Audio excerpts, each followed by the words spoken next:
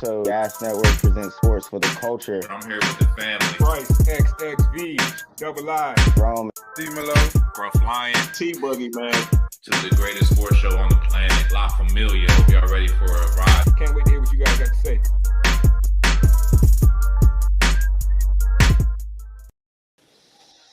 Yes, sir. Yes, sir. You know what it is, man. It's your boy Young Rome 22 on all socials.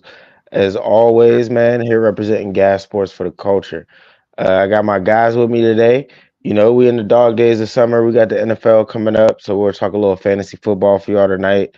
But we're gonna start with the Olympics. But before we get into it, I'm gonna let the fellas introduce themselves real quick. I'm gonna start with my man with the eagle on his shirt tonight. Born in the USA now. I'm born in the USA now. If y'all don't know, Google that. Born in the USA. Because that's how you got to feel when you got the most medals and you beat. And I mean, you might tie with the commies over there in China, but hey, man, no one can tell me America still can't produce some of the best athletes in the world, man. This is true. This is true. If America's known for something positive, it's the athletes we generate. Top left, introduce yourself. At Bryce XXV Double I, aka Mr. Big Leaguer.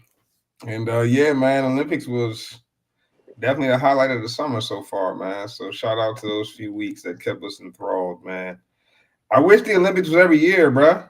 I guess we gotta wait 2 years for the winter joint, get into curling or something. But yeah, let's get into a good show tonight, fellas. Yeah, man, the Olympics was very entertaining, man. It was a great summer of the Olympic Games.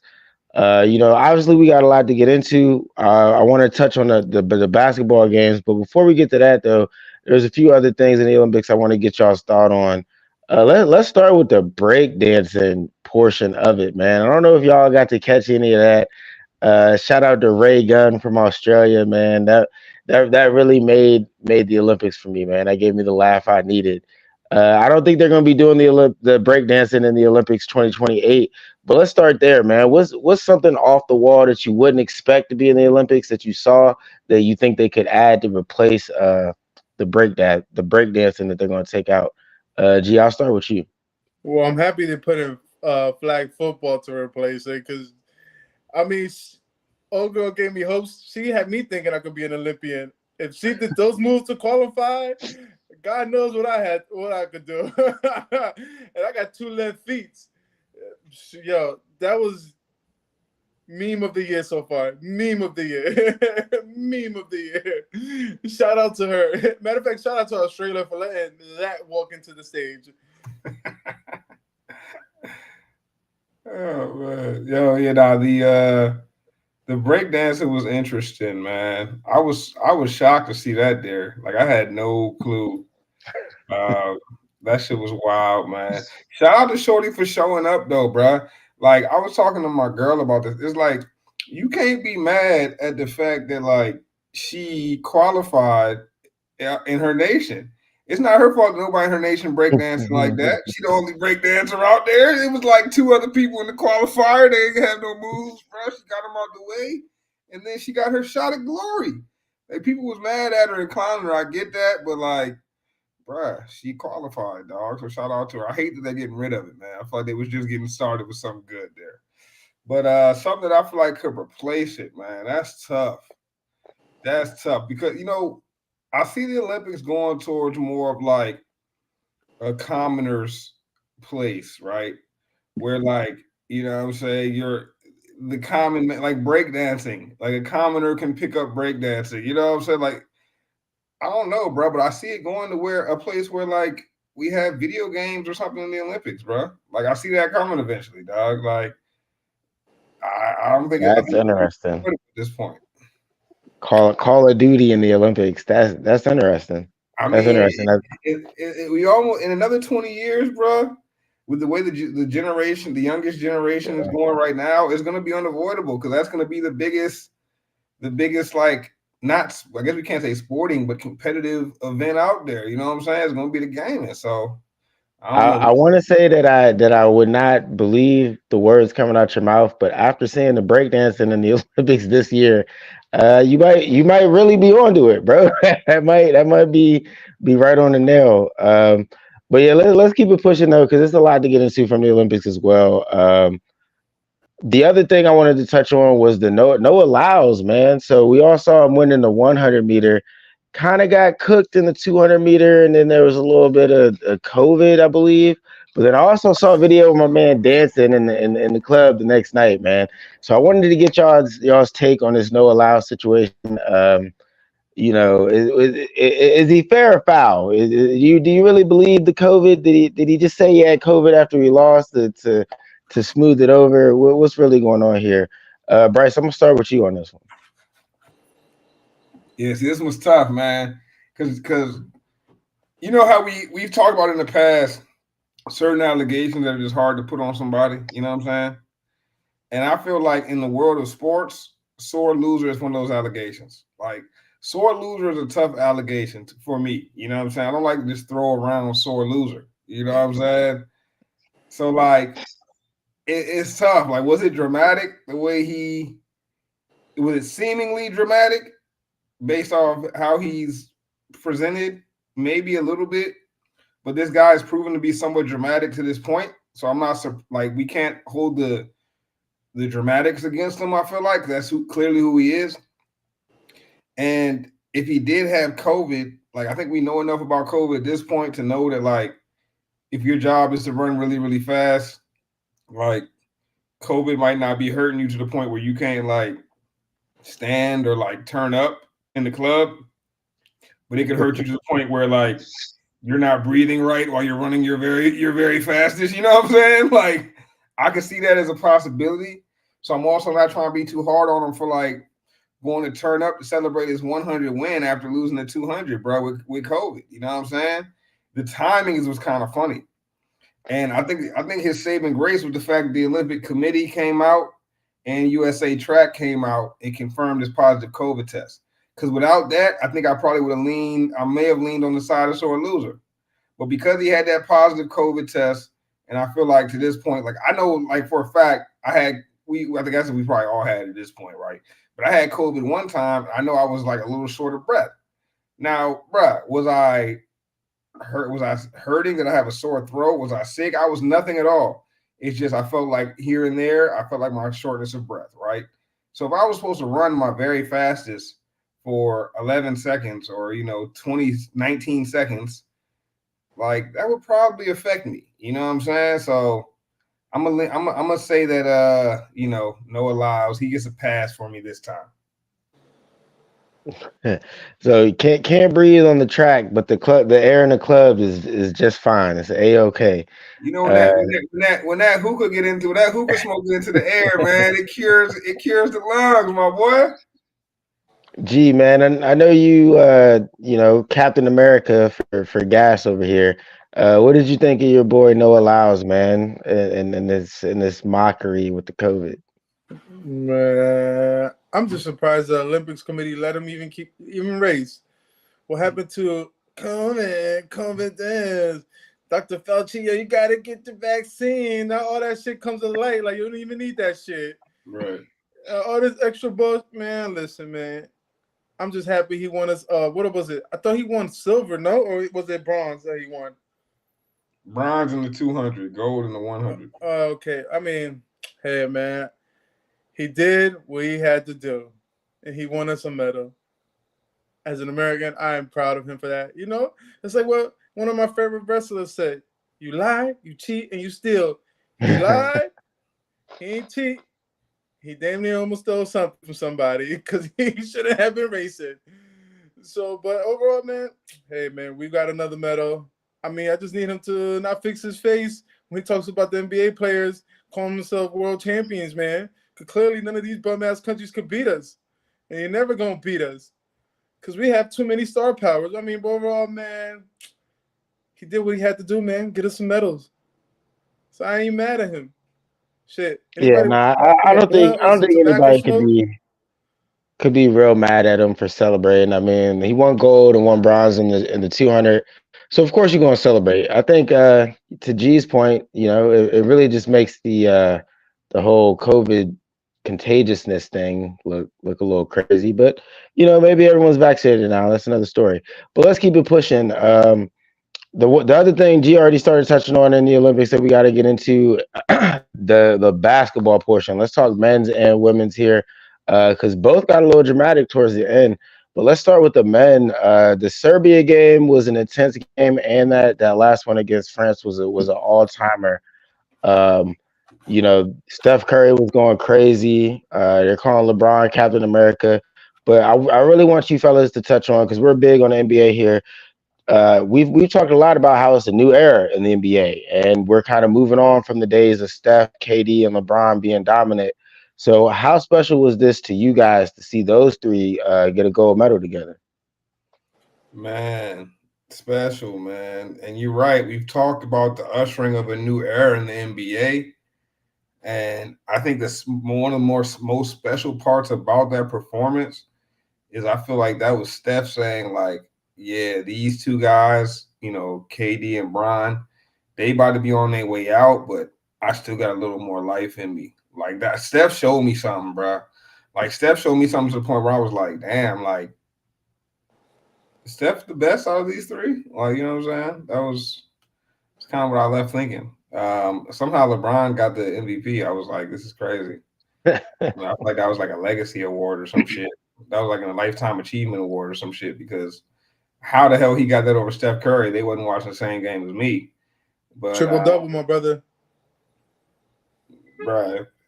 All right. A 10-point triple Even double versus a damn 36 or something. Like, I don't know. But man, just great game on the men's side. Great game on the men's side. France is gonna be really good in just a few more years. The most impressive part about France is that most of their guys aren't in the league. You know what I'm saying? Some of them flirted with the NBA, but like, that one guy, what was it, like Dordinier or something like that? The Dinier, the shooting, like the 1-2, the combo guard. Man, I want to see him in the league, bro. He was nice. Yabusele, they was calling him Beignet Wallace. Like Ben Wallace a little bit. He was going crazy, bro. Dunked on LeBron. Like that was really good basketball, and the intensity level was up there, man. There's been times where international games, at least from the American side, kind of feels like all-star exhibition type shit, Like it don't really feel serious, but like that game felt serious, bro. That shit felt more serious. I would go as far as to say that game felt more, if not more or equal to the seriousness level of the finals that just passed, bro. And honestly, I'm leaning towards that game felt more competitive and like teams was more locked in than the finals, dog, which is crazy. I think the other thing that really stood out to me about that game and about the Olympics in general when it comes to basketball is that shit means way more to those other teams than it means to us, bro. And that's going to be the equalizer eventually. Once the talent just gets a little bit closer, even once like our talent gap is still, wide enough that we can beat them without like needing a whole bunch of like chemistry, right? But once that talent gap closes just a little bit more, like we could still be way better talent wise, but the amount that those players care versus the amount our players care is going to start mattering eventually once the talent gap closes a little more. And yeah, that's when that showed itself in the Serbia game. that showed us exactly. And back in the day when they were Serbia, Montenegro, if you remember back in the day, right? They used to whip our ass for here and there, or Argentina used to give us that bump because part of it was it just meant like what was that in Athens in 04, whatever the first team that lost was. It just meant more to them dudes than it meant to the Americans, bro. And I'm seeing that same thing on the world stage now, but I feel like our talent is what pulled us through. I'm worried, bro, because when LeBron and KD, I'll even throw Steph on there. When they leave that USA basketball team, what the hell happens? Because we don't got no more aliens, bro. Yes, Victor we Wembanyama, do. Right, KD right. are the last of our aliens, bro. So where are Is aliens? is Aliens is come this the last like great USA basketball team? Because to No, Bryce's point, who is America throwing out there? Ja Morant. no. First of all, y'all not gonna say Ant-Man's not gonna have the energy for it. He went through Olympic with these guys. You think he's not gonna keep up that same tempo? Like, come on, man. You are like, they're not gonna call up John Morant. They're not gonna try to bring Jalen Brown this time, and he not gonna have a chip on the shoulder and show the world like, yo, they ain't bring me. Oh, I got something for these bums. Hold on, let me put a show for you guys. The world to see like I'm that man over here in Boston. Jaden Tatum's gonna have something to say. Oh, these dudes didn't really need me. Oh, let me show them why they needed me. Because now we throwing blowouts around their poles. Like, come on, man. The U.S. is by far, yo. We got the NBA is 10 times harder than the Olympics. For the simple fact, we got starters. We got nothing but starters playing. With the Olympics, with the other countries, they probably got maybe one starter at that. Come on now. Nah, Yeah. yeah, those are some good points, G. And I do think that the overall talent gap is still wide, but I don't. To Bryce's point, man, like who are the dogs that you gonna put on an NBA team and you gonna say, hey, they gonna win because they got three unstoppable players. You know what I'm saying? I just named them. You're not going. You don't think John Morant I gonna have don't something to think I say? don't think I think they're gonna have something to say, but I don't think they're gonna be on the level of no KD or LeBron. Because those are great athletes. Now we're talking about the next generation. They said the same thing about these guys when they came up to the Olympics. Who would have? Everybody talked about the dream team until the redemption team came along, and then the I second think team, and then the team I after think that. there's reason to be concerned if you're USA because Man, all there's the no best NBA reason. players right The now only thing we need to be are concerned is coaching. are foreign. All the Like best NBA players are foreign. that's cap. That's cap. It's a good Top, amount in the top five that are foreign. More than And none of 50%. them are NBA champions except one. and then The tell me how only many of them are married. Doncic, Antetokounmpo, boom. Antetokounmpo's one, and who else? Luca, Luca, that's two. All right, and who else? Joker.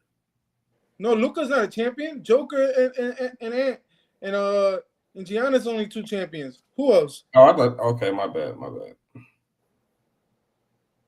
Well, you're right. Come on now, man. We listen, man. I ain't worrying about no bum ass countries talking about they're gonna be better than our product. Fuck out of here, man. We got NBA stars. We got people that are getting paid top 10 contracts right now. We got two of them in Boston already. Only one of them came to the Olympics. Imagine we got both of them there. True enough. True Yeah. enough. Come on now, One man. Y'all one worry thing's about for these bum sure. ass countries with these bum ass coaches. All I'm saying, the only thing that's our kryptonite right now is our coaching staff. We got to get the coaching a little bit better. We got to start implementing new coaches so they could get a feel of how this game is played overseas. But overall, man, I ain't worried about it because at the end of the day, it's the U.S. product. Those guys are trying to come into the NBA. If you're not worried, I ain't if you're a worried. USA basketball fan, right, and you're just a big USA basketball fan, and you're not worried, you're lying to yourself, man. But no. You're lying to yourself for being worried because you're trying I'm to not give yourself a worried because I theater. don't care. You're trying to But give like, yourself a movie. bruh, listen, bruh. France got Wemby. Wemby looking like a lock to be the best player in the world at some point. Whether it's a year from now, 4 months from now when NBA season starts, or 3 years from now, it's basically a lock. On top of that, they got young dudes all around Wemby coming up in the wings that are just nice and hungry, bro. Like I'm not so sure that we just dominate on a world stage anymore. And if you say we will, fine.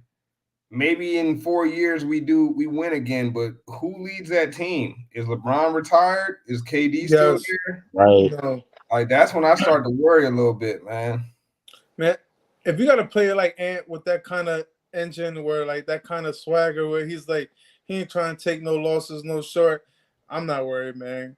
I'm sure he could get the rest of these guys to play.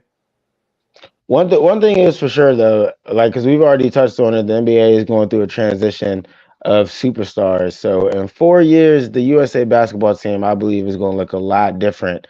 To G's point though, we might still just what I'm saying overwhelm them with talent at the end of the day. One thing's for sure though, the talent gap between the women and the rest of the country. We talked about T's not on today, but T specifically talked about how huge that gap was It looked a little closer than T was explaining in that last final game. I know you guys caught some of that. So, what were your thoughts on the women's when on the women winning the gold medal as well? I was shocked. I didn't see that coming. I thought that was gonna be a blowout because they've been blowing out every team, but I think they won only by like 2 points and a miss 3-pointer that was actually a two. I A was made 2-pointer. A a made 3-pointer. made 2-pointer. There you go. That they thought it was a three. I was shocked. I didn't think the girls were gonna like win by that kind of a margin. I didn't think it was gonna end how it ended. That made me worrisome. Yeah, man. That was wild. That was wild. And just like the NCAA tournament a few months back when the women's side was better than the men's, I felt that way about this game, bro. I watched both of those games. They were a day apart, and I thought the women's game was so much better than the men's game was overall, man. Both sides brought it in the women's game. It was impressive. Let me say that first and foremost. Very, very impressive. France women, I don't want to say that we underestimated them because I don't think that's the case. G pointed out coaching in the first game. I felt like we won that because of coaching. I felt like both coaches in the women's game did a hell of a job, man. But I felt like we finally found the right mix off of the bench. I thought Sabrina Ionescu really held them together in that second half, man. Like when she came and gave some real valuable minutes. Don't think they win that game without her. Yeah, overall, it's like the same shit with the men. Like the French women are coming, bruh. They got women over there that's balling out, dog, and it's not even in the WNBA, so they don't even care about it no more. Like they doing their thing in France and not even worry about the WNBA right now. It's gonna be tough for years to come, man. I'm excited to watch the French women's national team as they mature as well. This is gonna be some good basketball internationally. Yeah, I agree with you on that one. Because unlike the men's game, I think to G's point earlier, a lot of the men around the world are trying to get into the NBA. It's not necessarily like that with the women.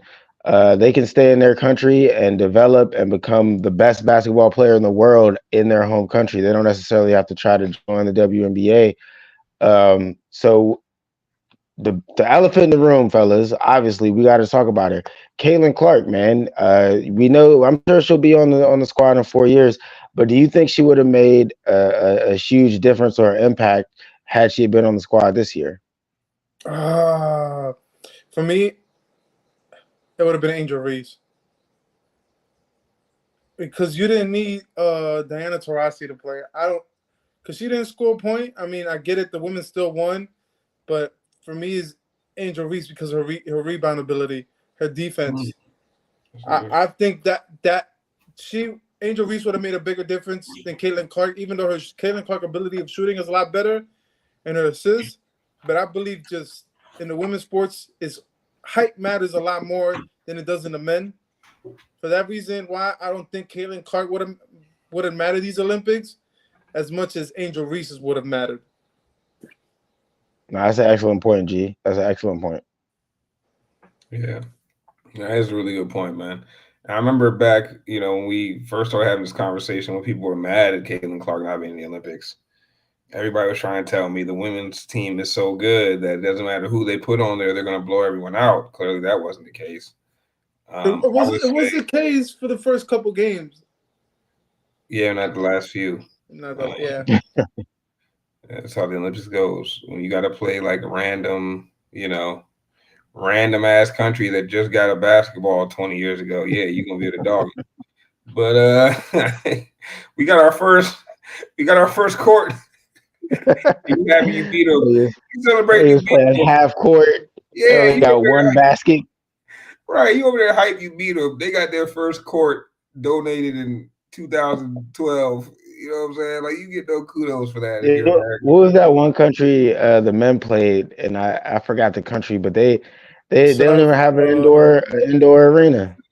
Sudan. Yeah, And they South gave Sudan. Yeah. and they gave the US a tough game in the exhibitions. So I'm like, U.S. not taking it seriously, man. All these damn courts we got in America. And that's one thing about sports too, man. Like in America, we have a lot of nice facilities. I've seen some facilities go from grimy to great out here, but in other countries, man, they really get it out the mud, like quite literally sometimes. Like they will, like, gee, we follow baseball, man. All them countries playing stick ball. If you can hit a bottle cap with a stick, man, baseball is nothing. You know what I'm saying? So like when your practice facilities aren't necessarily the greatest, sometimes that breeds champions. No, you're right. Because, but I feel like the women's sport, the fact that the WNBA isn't a prolific league like the NBA itself is like it's true to what you said earlier. Is like that talent pool is scattered so wide, like, and those women are moms more often than not. There's a lot of Yeah. mothers, so they Yeah. don't want to leave their country. It's not like the U.S. league is paying them a lot more than what their country leagues are paying them.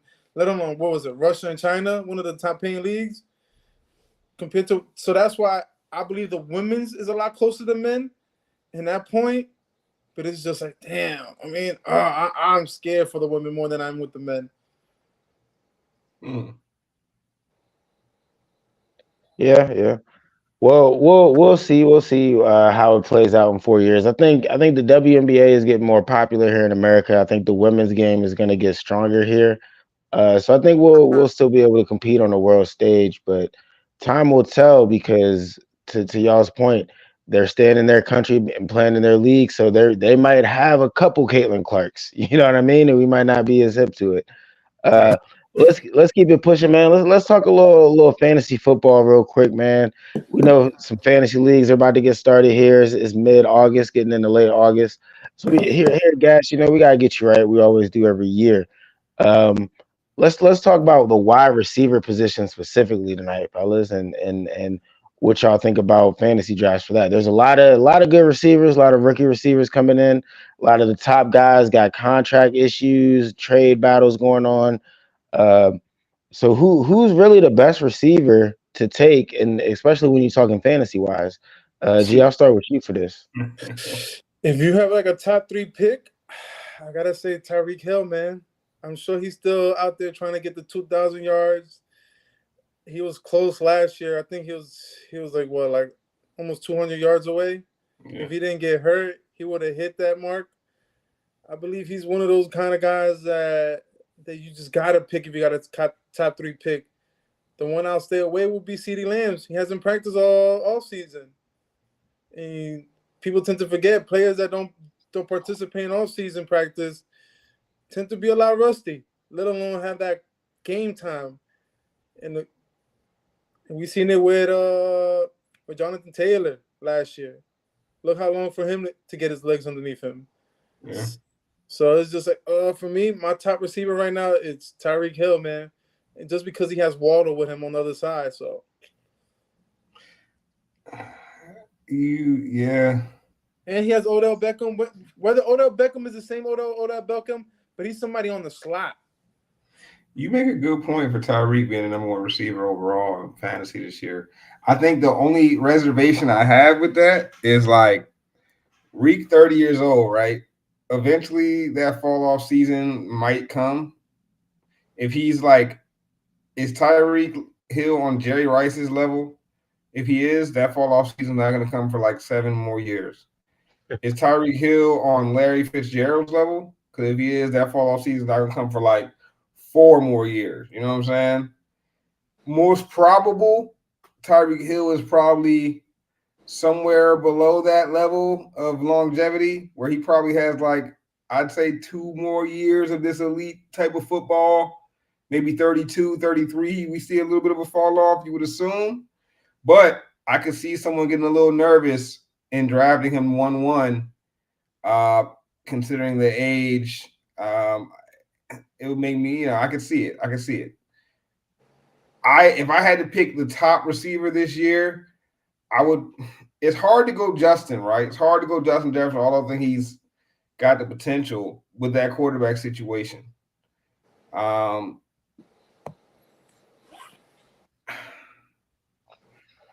I think I would lean. I'd probably go outside the box and go Chase with my top receiver for this year. I like that one too. Burrow being back, yeah, Burrow being back. I think Chase hasn't had amazing season since his rookie season. Now he's been solid, right? But he hasn't done what he did that rookie year when he was over like 1,400 yards or 1,450, something like that. So, and a big part of that has been Burrow's health, right? You get a healthy Burrow this year, I could see Jamar Chase snapping, but I really don't think you can go wrong with one of Chase, Jefferson, or Hill. I'm with G. I would probably stay away from like Lamb. And who else you say you would stay away from, G? Justin Jefferson, just because you don't know his quarterback. I'm staying away from Lamb though. I don't know what it is. I just don't trust Lamb. No. Yeah, the situation in Dallas, I would maybe everybody should stay away from Lamb based off that situation. I would tend to say I stay away from Justin Jefferson too. Big name, superstar receiver, but him and Devontae Adams have terrible QB situations. So I don't know how that's going to affect him long term in fantasy. But I got to agree with G, man. Tyreek Hill, man. He's had a hell of a summer. I think he was voted the best player in the league by his peers. He's a 99 on Madden yet again. He's even calling out no allows. So he's definitely feeling confident going into the into the season. So I think Tyreek Hill is a safe bet for top receiver. If he's not number one, he'll probably end up 2 or 3. So I don't think you go wrong there. Um, but what's if you're not going receiver round one? Let's say the top guys are off the board. What's a name that you would throw out there that could be a potential sleeper? Maybe it's a rookie that nobody's gonna grab early that's gonna have a big impact. Who are your wide receiver sleepers? Bryce, I'll start with you. Did you say it can be any position, or does this have to be receivers? Receivers. Okay. Um, Good question. Sleepers at receiver. I think it's always kind of two tiered, right? Either looking for breakout players or you're looking for rookies, right? When you're looking for sleepers. You know what I'm saying? Um, so breakout players, I think there's a couple. One guy I like, especially where he's getting drafted, and I hate talking draft with you fools because we got the gas draft still to come. And you guys love to, take the picks, steal picks, you know what I'm saying? I'm sure Scruff That's is cap watching because right now. I'm not even in Scruff your watching league. right now, taking notes. Yeah, he probably is. But one guy I'm really high on this year is Jackson Smith and Jigba, man. Reports out of camp have been really high. And I think that Lockett's getting up there in age. And they drafted Smith and Jigba to kind of take over the reins there as number one receiver. And I think that happens this year. I think he started to catch his stride towards the end of last season. So I can see him having a big breakout season at receiver. Another guy who I think is going to be getting drafted a little too low is a guy like Chris Olave out of New Orleans. I feel like this is a guy who was able to get chemistry with his quarterback last season, Derek Carr, returning. I think we see a return in chemistry there. There's one more guy I had that I felt like would be a good breakout candidate that I am blanking on at the moment. Oh, Packers receiving core. I would grab one of anyone except Romeo Dubs, honestly. I like Wicks. I like what's the other dude's name? I like Watson. And I like that third guy. I like Dubs too, but I just like the other explosiveness of the other guys a little more. I think Dubs might be the better route runner though. But then when we get to rookies, one guy I've got my eyes on is Keon Coleman out of Buffalo, man. I think he's got boom or bust potential. And I think the boom is going to be crazy. I think the bust could be scary. But if he hits, he's going to be that dude. All right, you can put your middle fingers down now, G. Damn, I hate you. Why you took my sleeper? That is my rookie sleeper, bro. Fuck as you. Chris Oh Olave man, was a good one too. I think that's one that people are definitely overlooking. I hate you with a passion right now. You took my illest sleeper right now. Oh man, I've been hearing great things about Coleman and Kemp right now. Whew. Damn, he took my Yeah, number I one think Coleman's sleeper. gonna get a lot of targets. The Bills, they got Curtis Samuel, Dawson Knox. I think if Coleman hits the way they want him to, he's gonna eat up a lot of them targets early. Um, my sleeper though is probably less of a sleeper now because of the reports out of camp has been going crazy. I think he'll also get picked low because of the QB situation. But Malik Neighbors is as advertised. I think he'll be pushing for rookie of the year. I think I'm high on neighbors, bro. I'm high on neighbors. I know people aren't big on Daniel Jones, but I think Malik Neighbors is the piece that Jones might have been missing. And not only that, I think Neighbors has the ability to just make plays regardless of QB ability. So don't be shy on drafting Neighbors in your fantasy league. I hate you. I hate y'all so much. I hate y'all. Y'all been reading my mind. But I think And who if you're people. looking for a non-rookie, real quick, G, Tyler Lockett is a name I would throw out there. I think he's a solid player year in and year out that a lot of people tend to forget about. Wow, I like that one too. But for me right now, it's I think T Higgins is gonna have a breakout year, man. Cause he's definitely looking for a new contract. He's definitely gonna ball out. If you can't get Jamar Chase, I believe that's another guy you might want to pick up in your third, maybe third round. Anything in the fourth if he's still lingering around there. That's one of my sleeper receivers. I think people are sleeping on him. And what's Mr. 1,000 yards every year? He plays in Tampa. Mike Evans. There you Yeah, go, Mr. Reliable. If you ever need a reliable receiver that you know is going to get you 1,000 yards, and that's equal to like what that's averaging like at least 10 points or better per game. Because Mike Evans is known to catch a couple touchdowns per season. A couple. And I'm being just modest, baby. I'm just being modest here. I think Honestly, Mike, like he's a sleeper to be the top, finish as the top receiver. Like every year, man, he's top five in fantasy, bro. but that's what I'm saying. People tend to forget, man. Mike Evans missed 1,000 yards. Don't matter who you throw in that backfield. And now he has Baker for another year. And Baker loves himself some tall receivers, especially in the end zone.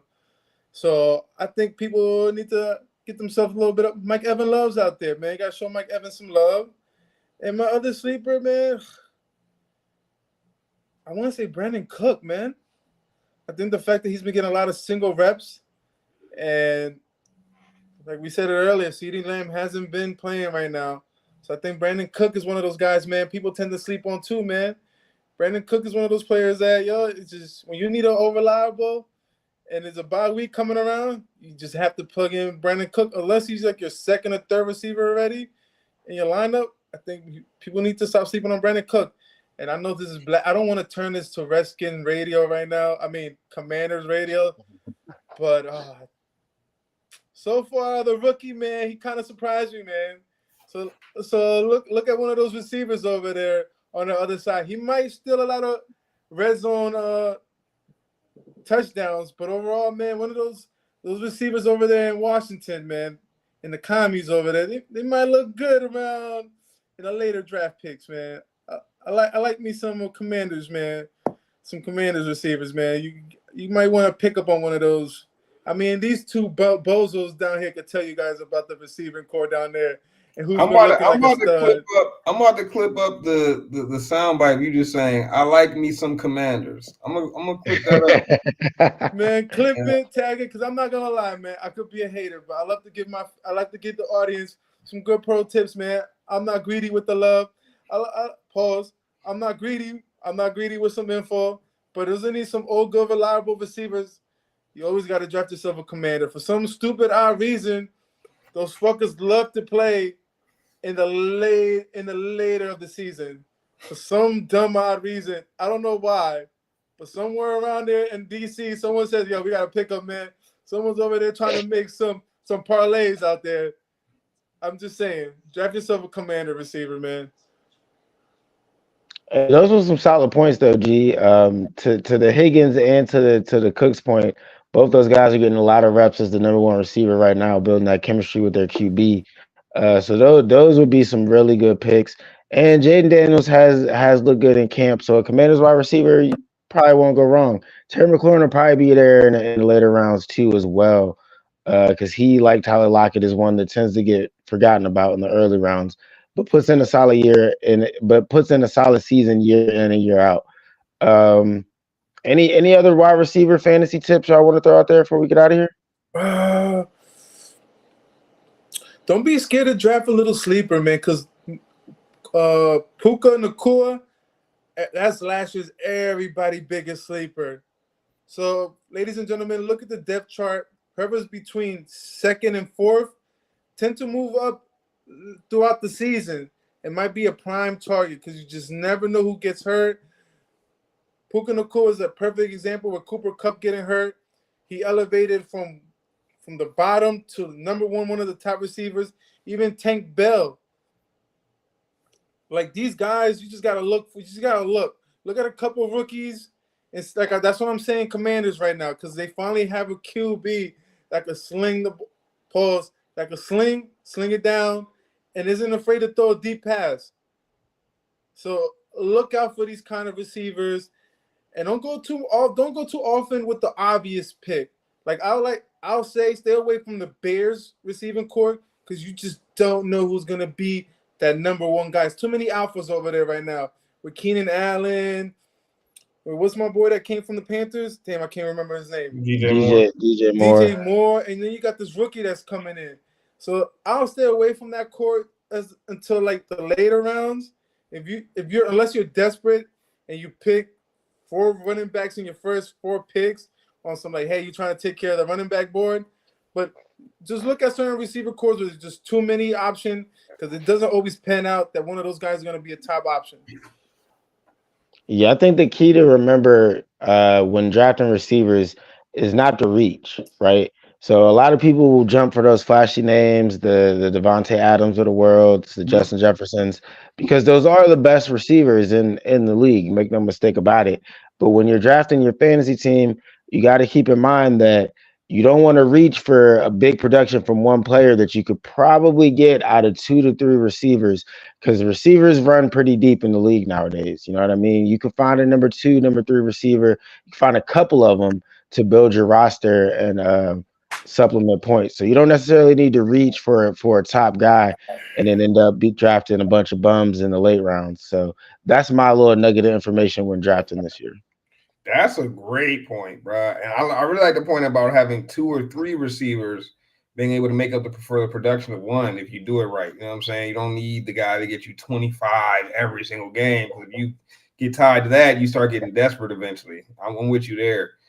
I think my biggest advice, or I guess, draft nugget in drafting receivers is when you're drafting those, 5th, 6th, 7th, 8th round of your draft receivers, and you narrowed it down to maybe 1 or 2 receivers that you want, right? You're down to 2 guys, right? And they're similar players to you. When it comes to that, draft the quarterback, right? Draft the quarterback that those receivers play with. And I think that should be a rule of thumb when drafting receivers whenever you've got guys around the same ranking, right? Just draft a quarterback. Don't try to decide which one of these guys is the better player if they're that close. If it's apples to apples, right? Somebody's got the better quarterback, and I would roll with that because that is one of the main separating factors when it comes to receiver play. We see it year in, year out, and there's probably 3 or 4 receivers in the league that no matter who the quarterback is, they're going to have unbelievable seasons. All the other ones are tied to that QB, so that'd be my number 1 piece of advice. Draft the quarterback. You're drafting a receiver, but always draft the quarterback that receiver plays for, right? I mean, you're drafting Stephon Diggs, but you're really drafting CJ Stroud. You need him to have a good season, right? You're drafting Terry McLaurin, but that means you believe in Jaden Daniels, right? You're drafting Justin Jefferson, maybe because you're like, he's one of those receivers that doesn't matter who his quarterback is, right? But for all these other guys, make sure you're cool with that quarterback play because you don't want to be stuck with freaking like that's what scares me about like freaking what's my boy Brian Thomas that went to Jacksonville. I think he's got star potential. I'm not sure Trevor Lawrence gonna give him the ball like consistently like he needs it. You know what I'm saying? But like that's where a lot of mouths to feed in Jacksonville too. A lot of mouths to feed out there. Yes, that's where you really got to evaluate, I think. and go with the better quarterback in those instances. Yeah, like the Bears, a lot of mouths to feed over there. Pause. Like I like my one of my sleepers, Amari Cooper. Jot that down, ladies and gentlemen. Amari Cooper's always a sleeper, man. Even though he left Dallas to go to the Browns, man, a lot of us forgot that Amari Cooper, like what his last two games was 18 and Going 40 crazy. points. Going So crazy. you're talking about Yeah, fantasy points during your playoff run. So that's what you also got to Cooper. remember, ladies and gentlemen. Look at who these guys are playing at the end of the season. Just as much as who they're playing their first four games, look at the last four games. Because if you're in the playoffs, you don't ever want to have your receiver playing some tough defenses when you need them to go off, because you just don't want to be stuck in that predicament where they're going against strong defense, backfield defenses where it's like, damn, you might have like a single digit game when you really need like at least 15 points for him to produce. Always to pay Yeah, attention G, to the first four games and the last four games. That's my personal opinion. you're definitely right about Cooper, man. He might be the most slept on receiver in the entire NFL.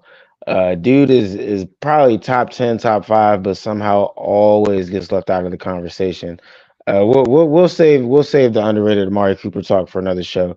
But this is a good combo, man. We'll have to chop it up about another fantasy football position next week for sure.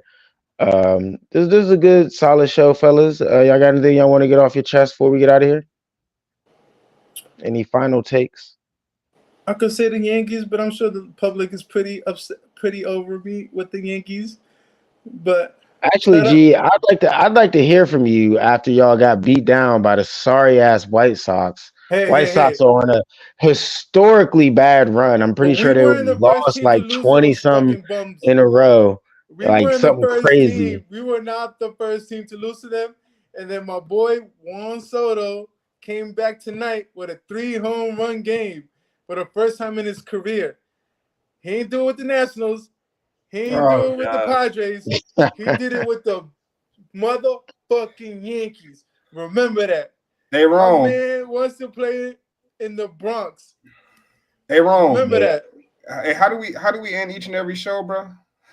Go Yankees. sports for the culture. What's for the culture, man? Deporte para la cultura. This guy out of here, man.